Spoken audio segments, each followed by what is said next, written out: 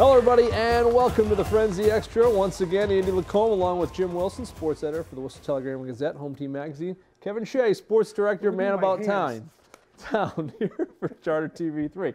Great to be with you guys again. It's always good. We've had a lot of fun before this thing has even gotten started. We're off and running already. And so this should be a very quick 2 segments. But we'll start with, it is week 8 now, the regular season wrapping up, coming up this week. But we had some big ones in week 7 Huge. that Set the table. turned some things around, or at least made some people think anyway. You got to do some mea culpas here, You might have to. Going on a limb. You might have to. I mean, let's start with Wachusett Neshoba. And it was, not a surprise maybe that Wachusett won, but the score was a surprise, right, Jim? Yeah, exactly. Sorry, Wachusett. It's my fault. I should this is what I get for taking. He's the accountant. That's right. I'm going right there. I'm on a limb. I should, I'll pick against the Badlands on their homecoming. Yeah. That was my first mistake. That's on me. That's my bad. Because I think, like you said, I'm not surprised they won. They were a very good team. We said it last week. Both teams are great. But the fact they muckled them, let's be honest. I mean, it was a woodshed game for Wachusett, and Neshoba couldn't do anything. They wanted to do. They did a great typical Wachusett game. Grind the clock out. Keep Wachusett on the field, and then that dangerous offense of Neshoba off the field. And when they did get on there, the defense shut them down. I mean, Wachusett's been on a reckoning Yes. since the St. John's game, right? Well, the thing is this. Wachusett's built for this time of year. Wachusett's not a team that's built for September, when early in the season when it's 70, 80 degrees out. They're built for late October through the playoffs. They're like Green Bay of old in the 60s and 70s. They're built for cold weather when it starts getting windy and cold. You can't throw the ball as well. You can't field the ball as well. They're going to grind it out. They're going to play physical, smash mouth, straight ahead football. That's what they did against Neshoba. This Neshoba team, it's their first bad game they've had all year. Maybe their first bad game they've had in 2 seasons, 3 seasons. It's just they were flat. Neshoba was up. The Badlands were jumping. It was Halloween. They had a huge bonfire up on the softball field. And Wachusett came to play, and they came to play that physical. We're going to kick you in the mouth, and we're going to keep you down football. And that's what they did. That's why they won this game. They were physical. Sam Brew goes down with an injury, goes out to the running back tree up on the hill, out past the baseball field. They got Aiden Tomaszewski, runs for 200 yards, 2 touchdowns. What more can you ask for? They have like a fullback tree at Wachusett. These guys are like fullbacks that run downhill. They're fast. Some of us are built for sweater season as well. Just a bunch of fat for the kids. winter. I like Wachusett. I like this time of year, Kev. We like to throw the sweaters on every now and then. Apple picking season and sweater season, 2 of your favorite seasons. I love it. Apple pie and football. Cardigan. Yeah, exactly. I think this is something. This is cheap from Kohl's. Don't worry about it. All right. So Tantasco and Northbridge was another one. You guys, we all had our say on that one last week. It's another number that, all right, Tantasco won, okay, but they really won this game.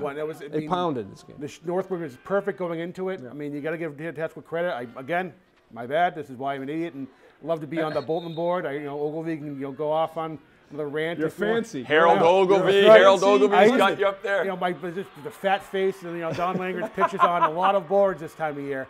But heavy is the head, I guess. So it's like you look at that and say, love it. But I mean, like I said, what kind of Tantasco team do they have? Is it the team that just rebounded? I mean, they played Division III and they got their lunch handed to them. Doherty and Wachusett had their way. I mean, they had a lot of injuries with the Doherty game, but they still was lost to them. They didn't score. So and they played Grafton really tough. That was the eye-opening game. You should have jumped on the bandwagon there. I did. Exactly. I'm a tough sell. LaRue would come to your house if you didn't jump on the bandwagon. That's fine. He'll egg your house. He probably would. Cowboy, stay away from my house. And he's still got a good arm. He's still got a good arm, so he could be 3 houses away and still hit your house. You'll never know what hit you. 100%. No, they're good. Tantasco is really good. And, going into the playoffs, the biggest thing you want your team to have is self-confidence. And this Tantasco team has confidence in whoever they're playing, in their ability on offense, defense, and special teams. And that defense, you win in the playoffs with defense. If you can make a couple stops early, you can get momentum. It's all about field position, especially when the weather gets cold. And this defense is playing great right now. And by the way, the defense played great against Doherty. It was 14-0. That defense played awesome against Doherty, and that's a team that has talent. I've seen them play a couple times, just literally spread teams out. They got athletes that can go by you. They got tough kids that'll run right over you. I mean, they can beat you in so many ways. So to put a parachute on that offense, that says something. Yeah, and listen, they got some young guys that are doing things too. And lunch pail group, this Tantasco team with with Gore and is it Sears? Ryan Sears, 300 listen, yards last Sears may be shutting down their retail facility, for you to use but that not one. Sears. My man is putting up 250 yards a game. He's ready to go. It's like a Bill Doyle league. All right, yeah, that's right. I'll take you right back old school. I got this at Sears. All right, so yeah, Tantascwa. A nice wrench set with it. Looks pretty good. Socket set. Maynard, let's talk about Maynard. All right, just for a second. Let's just talk about Maynard because we're the fancy pundits, and we haven't talked too much about Maynard. They beat Littleton this past week. Big win, statement win for Maynard this week because it's like, all right, who are you playing?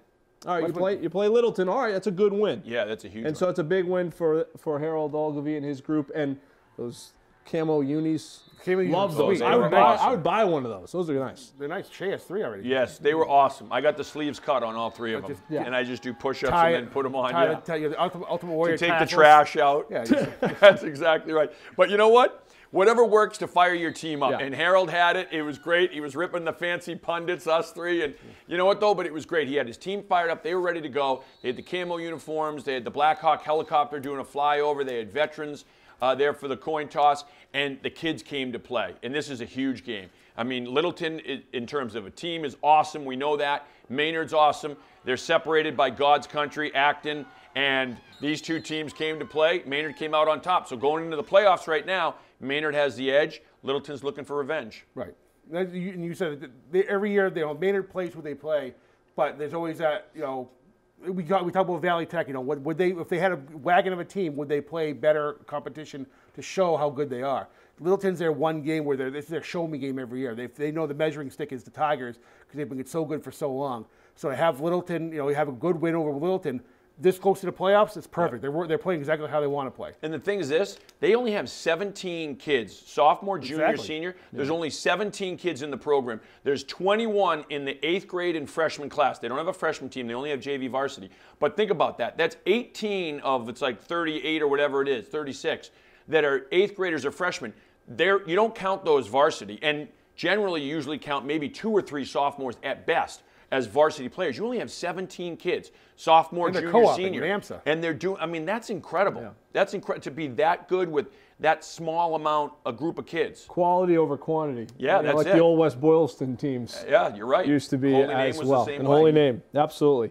Any team Mike Pucko coached. The Pucko Express. Essentially. The Pucko Express play offense, defense, special teams, never come off the field. So what, if anything, did this do to the shakeup in the numbers? Tantasco is number 1 now in Division 4. They probably may not be there where the math is at the end of this week, right? The reality is Grafton could be number 1 after this week with the math, and they're number, 3 right now in Division 4. Does this do anything, this shakeup here last week? Neshoba, Wachusett, now is Wachusett a team that can kind of leapfrog somebody? There's a lot going on here for this final week. It puts a lot of teams in positions where they want, it's basically, I always say to coaches who call and ask for the math, just win and let everything take care of itself. Because if you take care of your business, you don't have to worry about, if what happens on the field 4 towns away, you don't have to worry about because it's out of your control. Just take care of it because that's where you're getting teams jockey, and now the only thing they can just protect their turf. And okay, now we have like Tantasco, the 1 seed. They can win, just hope that things fall their way for the rest of the way. Do you ever, this is going to be a dumb question. Harold set the DVR. This is going to be a dumb question. I heard 2 people ask me this today. Do you ever consider resting people in week 8? If we fall from 3 to 4, we get a better matchup with the 1 seed. No, I don't think it's a dumb question because look at Thanksgiving Day. Thank you. Right. I think it's the same thing people do on Thanksgiving Day. Yeah. If your goal is to get to Gillette, and that's the ultimate goal, and you got a couple guys that are dinged up in week 8, you're going to make the playoffs no matter what. What does it matter if you're seeded 1st or 4th? Okay, maybe it's a home game, but if you have confidence in your team and if you think listen, if they rest, if I give them an extra week of rest, they're going to be at full strength, I would rest the kid and get him at full strength for the playoffs rather than play him, get him dinged up again, and now have a kid at 60, 50% versus, especially if he's one of your studs. Right. I think we all agree, though, when it comes to Thanksgiving and not factoring in the playoffs, Shrewsbury doesn't play Wachusett before getting into the playoffs. You're right. Leominster and Fitchburg don't play, and they're not playoff teams now, but that game could be for a playoffs. Yeah. This is the big thing that's missing. The Mid-Wach A title could be on the line. The Mid-Wach A title, we all get jackets. But I mean, it's not. There's never going to be a perfect system. But Thanksgiving is a little bit less because, especially in that Wachusett, Shrewsbury. I mean, those 2 teams should be playing the regular season. Absolutely. You need to play that team to get into that playoff spot, right? Oh, that would be huge. Yeah, you absolutely need to play that. Regular season game, that's banged out. Regular season game, that is, whether it's at Shrewsbury or Wachusett, you can't park for 2 miles around there. Everyone's talking about that game going in, and it has playoff implications. On Thanksgiving, if one of the teams is going to Gillette, it's a scrimmage. It's a scrimmage. I really just wanted to get him into the lollipop phase. That'll be for the second. That'll be for the second block. Let's take a quick break. We have much more coming up here on the Frenzy Extra.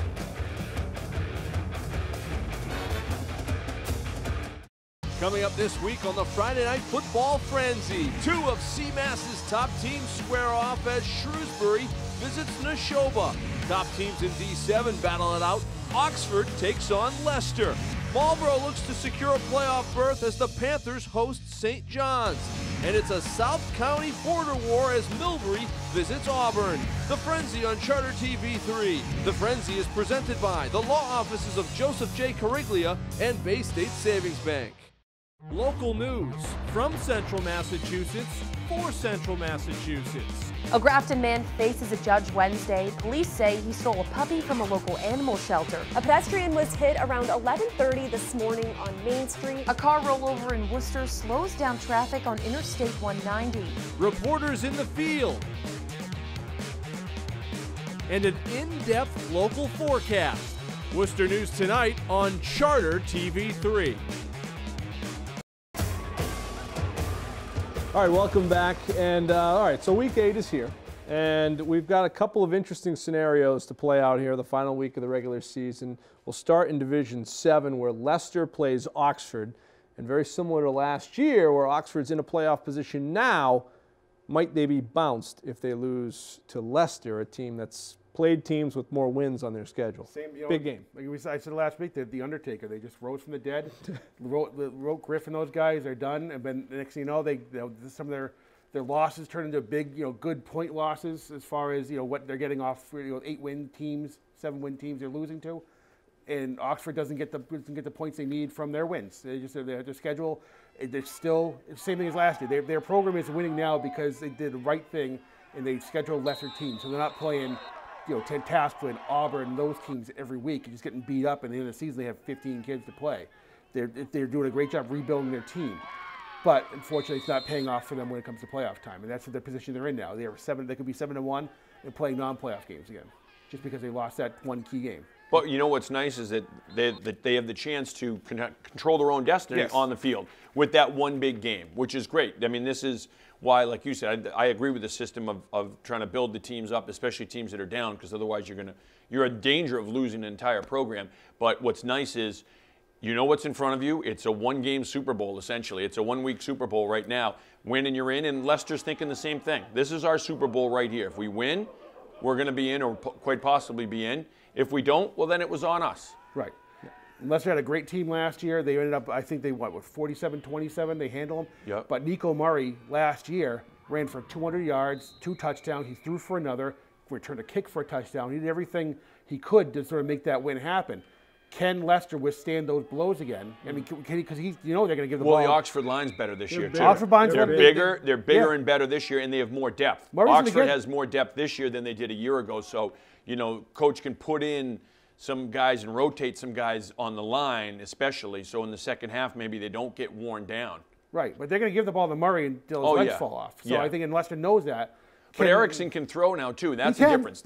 He's a more confident quarterback, and he's shown that he can throw. So if they put 9 in the box, 10 in the box, just stop Murray at all costs, just play action and dump it over the top. But can Oxford stop Leicester? Can Oxford stop Merrow and Jack O'Neill? Yeah. Well, that's the $1,000,000 question. Who can stop Jack O'Neill? Right. I mean, he makes some phenomenal plays, both sides of the ball. Yeah. So I think that's going to be a big key. And okay, if they put a parachute on Jack O'Neill, Bryce Gosling, can they stop him? Can Merrow, he can do it on his legs into the air. I mean, there's the problem. Does Oxford have the people to stop Leicester? That's going to be the big key. You're going to have to put somebody like Nico Murray with size on Jack O'Neill. Yeah, somebody with some size or something like that. It's a big game. It's a lot of fun and good one to watch. Leicester is clicking though, I think, right now, and Oxford is better than they were last year. Oxford also has some teams on their schedule that one has a few more wins than they did a year ago. So it's going to come down to decimal points, I think, But still, it's, we'll see what happens. It's a big ask for Win Oxford and to you're all of in. a sudden come off of Abby Kelly and those teams,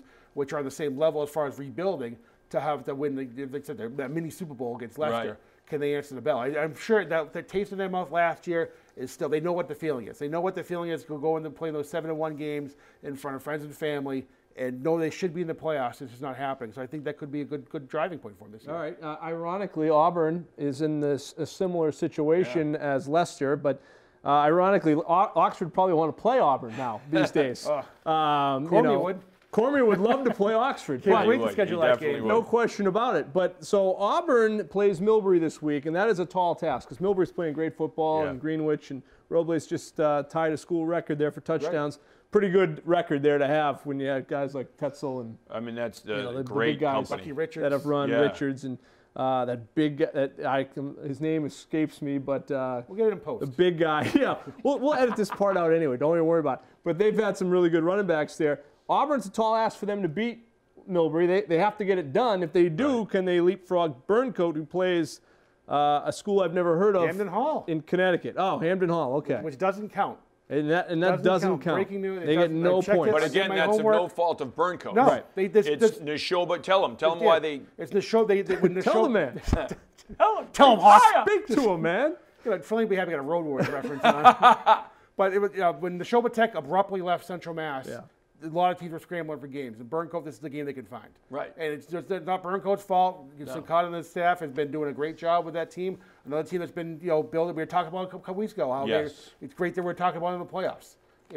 But unfortunately, the way the schedule dropped, they can only find Hamden Hall.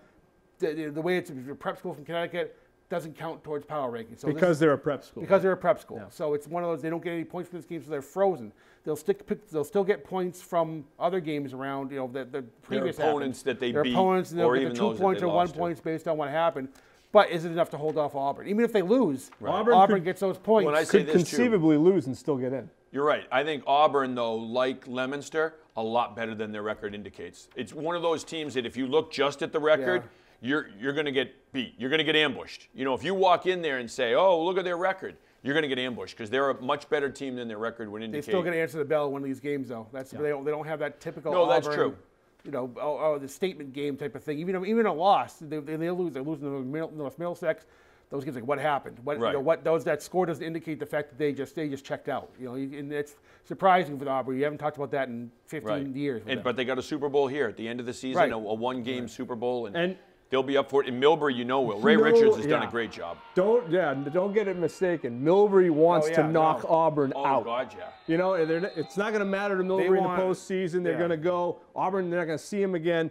But Auburn has always been kind of like the big brother, and Millbury's the smaller school. The last couple of years, this is post those Millbury Super Bowl runs. Millbury wants them out. Oh yeah. They want it. This is a big game for Millbury. 3 touchdown win no on question. Them and just, make that statement. When they see the kids at the mall down the road, they know who won and who lost. It used to be the Auburn Mall. Now it's the shops at the Blackstone Valley or whatever it's called. Auburn could get in with a loss, 2-6. Food for thought. Division 5, Eastern Mass North. This is from the Frenzy research staff. Combined records of the teams that are in the playoffs in D5 Eastern Mass North are 26-28. And that includes Triton, who's 0-7 and going to the playoffs. So this is the system that we're in right now. All right, so isn't it lovely? It is lovely. Lollipops taste great. Let's quickly look at our Frenzy 5, and then we'll talk about some more big games. The Frenzy 5 this week, it looks, I think, relatively similar. Obviously the Wachusett win over Neshoba changes things for everybody.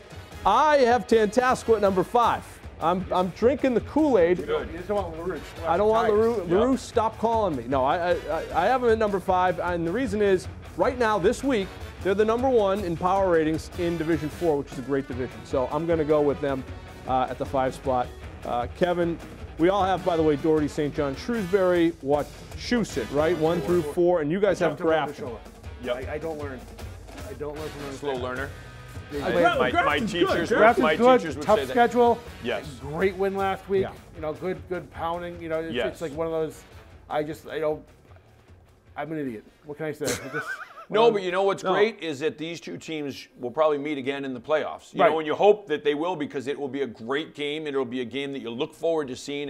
It's one of those games where you're like, I hope they play again. I Like hope the minute they played I love this year, rematches. you're like, I want them to play again. That's right. what they all say about this playoff. Oh, you don't want to see rematch. Who doesn't want to see rematches? I do. These are great. You're getting the best teams. See those two teams play and see Marlboro and Neshoba the way it play ended, again. the last play, go down to get the pass interference call, bring it down to the 1.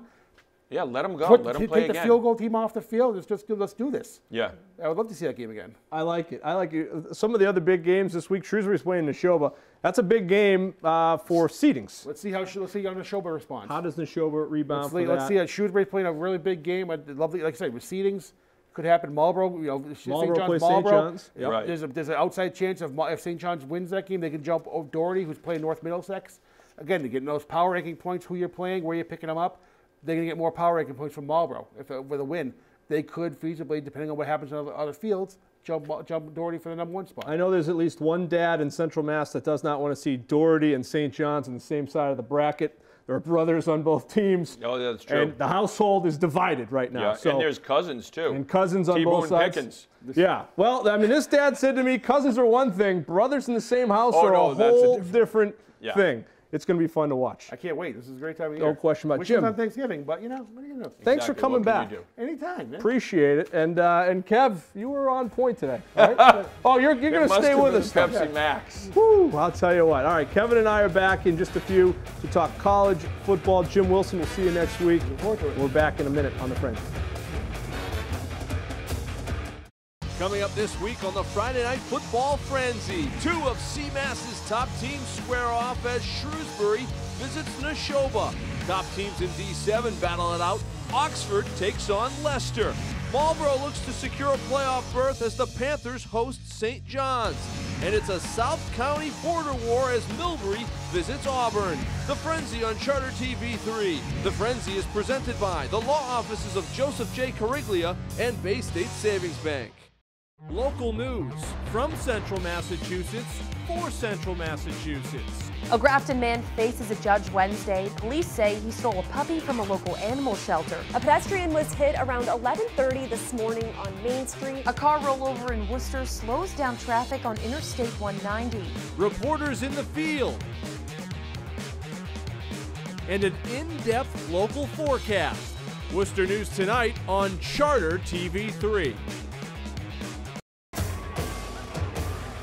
All right, welcome back. We're talking college football now. Holy Cross coming off a bye week. Seems like it's been like a month since the Crusaders played. They last lost to Harvard on a Friday night. They have Lehigh coming up this week, back in league, and a chance to kind of restart for the final 4 weeks. Yeah, and this is a new season for Holy Cross. This is, we got a couple games left in the year. They're all league games. This is a way to put our stamp on the season and let the rest of the league know this is what's coming down the line. They want to win now, but you're also looking at the future, and this is kind of sending that message to the rest of the league. Get ready for us because this is what's coming. Yeah, and they can really kind of make some inroads here. Lehigh's a team that is struggling right now. Holy Cross has spent the last week or so working on things that hurt them, things their opponents did to them over the last course of the last month and a half or so. They're hoping to get better, stronger, and be refreshed, try to get a win over Lehigh. If you look at our games in the past, that we've done poorly in, it has been that we could not run the ball when we needed to. We couldn't stop the other team from running, and we turned the ball over more than they did.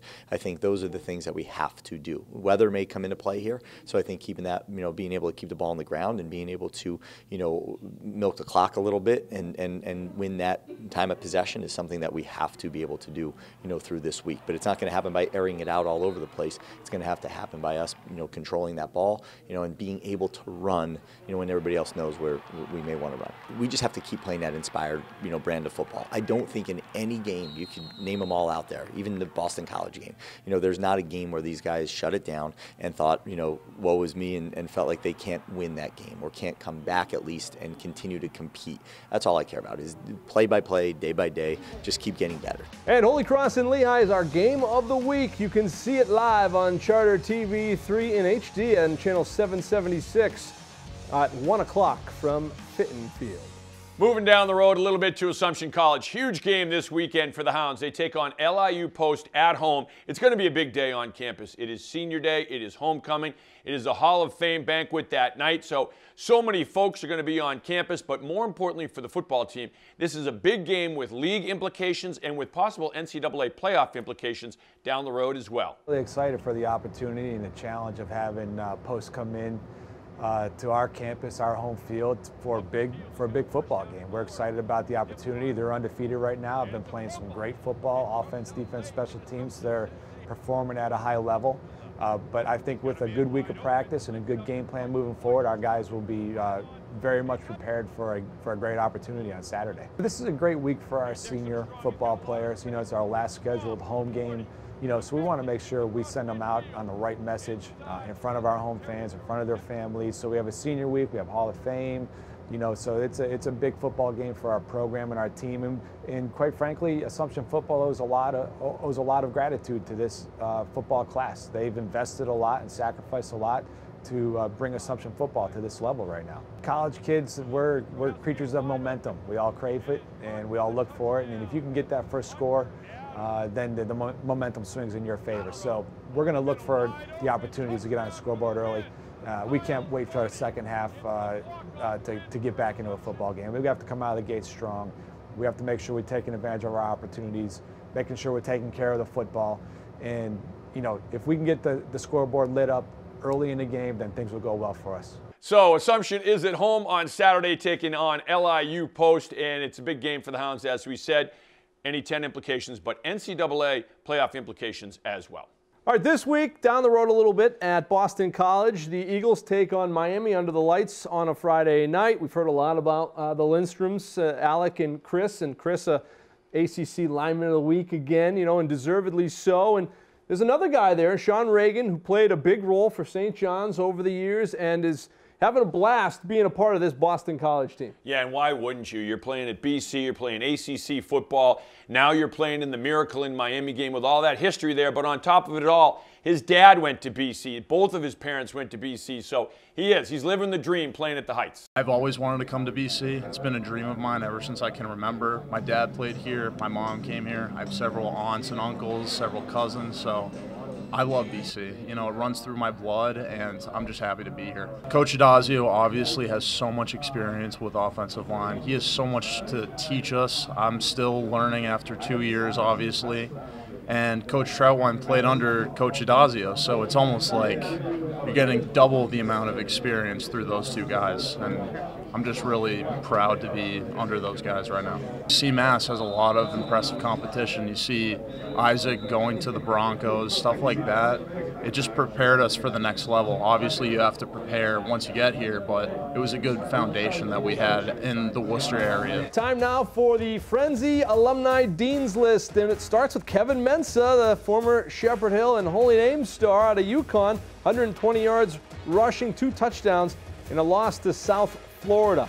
Ifatu Melifonwu from Grafton, playing at Syracuse, came in a big role this past week defensively. 4 tackles, 4 pass breakups in a win for the Qs over North Carolina. Billy Mitchell, he played at Groton Dunstable. He's at WPI. We saw him earlier this week. 2 touchdowns and 62 yards receiving against Merchant Marine. Anthony Bohonics playing at Framingham State now. He had 8 tackles to lead the team against the Westfield State Owls. And staying in the MASCAC, Michael Rosas at Bridgewater State. He had 4 tackles and an interception against Western Connecticut State. And then Nicholas Ashley at Worcester State, 17 tackles, 14 solos, the local guy, to lead the team in a game against UMass Dartmouth. So there you go, another Frenzy Extra in the books, and week 8 of the regular season, believe it or not, coming up. It's crazy. It's exciting. It's crazy as always. Thanks for the airtime. Hey, Kev, it was great to have you on, all right? Always a pleasure seeing you. That is the Frenzy Extra for this week. Kevin and I will see you on Friday night for the Frenzy, beginning at 10:25. Good night, everybody.